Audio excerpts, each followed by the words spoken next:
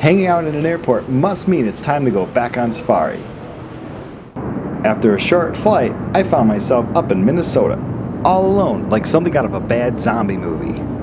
I was waiting for a van with a tiger on it to come pick me up, which is a lot better than a van with a tiger in it, because that would be even scarier than zombies.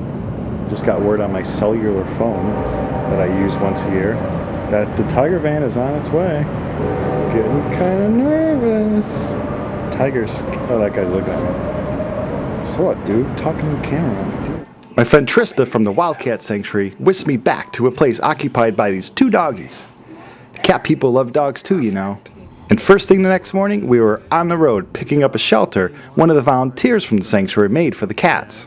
No matter where I'm at, even on the back roads of Minnesota, I'm always looking for wildlife. And where are we? I have no idea. We're on East Pleasant Lake Road. We're on East Pleasant Lake Road in beautiful Minnesota. Oh look, a deer. Careful of turtle crossings. I don't see any turtles. We were heading to a field trip. We were going to meet some people at the Minnesota Zoo. It was my first time here. And after we quickly said hello to Ron Tilson, an expert on tigers, and also the CEO of the zoo, Lee Emke, we were shown around the zoo. It is important for good zoos and good sanctuaries to exchange ideas and to work with one another to do what they can for animal welfare and conservation. Our first stop was at the snow monkeys. Snow monkeys are macaques from Japan, and I'm sure they must like that snowy climate they get up here in the winter.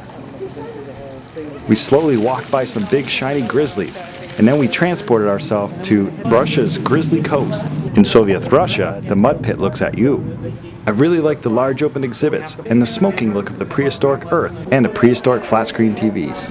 This is the home of some orphan bears, and they are doing what bears do, sleep and dream of food. Just look at those claws.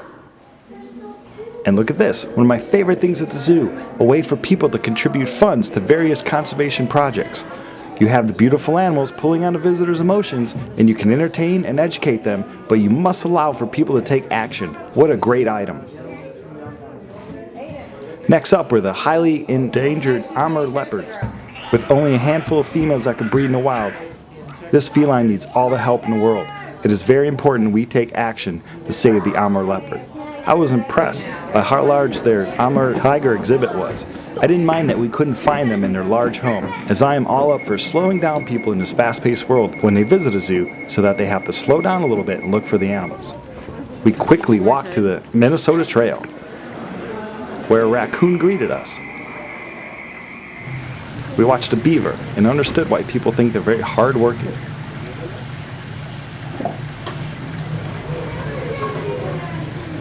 Here we see a fisher. They're actually in the weasel family. And here are some wolves. We were in a hurry, but I got some time to get a few shots in. Of lynx. Yeah, the no-tail. And a gibbon. The zoo was very nice. It had everything I look for in the zoo. Large exhibits, enrichment, cool signs, and a way for people right there to take action to help save wildlife. As we looked at some more tigers on the way out, it reminded Tammy of the tigers and other cats that she had to go back to the sanctuary to take care of, so off we went. The Wildcat Sanctuary has been taking care of unwanted and abused exotic cats for over 10 years.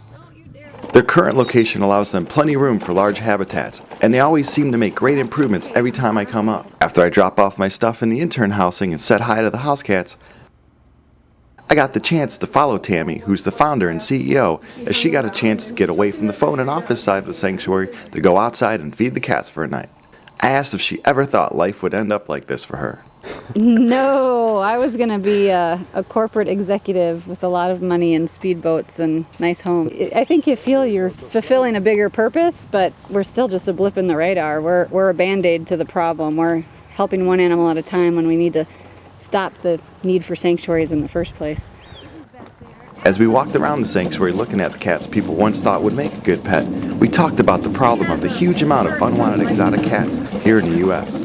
Well, it's sad to say the least because, I mean, even though they have cage space here, it's still a cage, and we can never replicate what they have in the wilds. It's a little peace of mind, though, that we can give them some compassion and some freedom. People always think working with animals is a dream come true. In some ways, it is very cool. But what would she say to someone who would want to start their own sanctuary? It's worth supporting the cause, but everybody that wants to start a sanctuary does it for the wrong reasons a lot of times. They want to be close to the animals. They almost feel like they would get to be a primary caretaker. And when you start an organization, it's all about funding, awareness, legislation. It is not us doing one-on-one with the animals. We're here for them. They're not here for us. Well, it was a long day, and I couldn't wait to see what tomorrow would bring, as I would be spending the day with Trista and the cats. Thanks for watching this edition of Safari Wildcat. Now, for some more information and some cool links, check out the description in this video. And you can also log on to wildcatsanctuary.org. And as always, thanks for watching.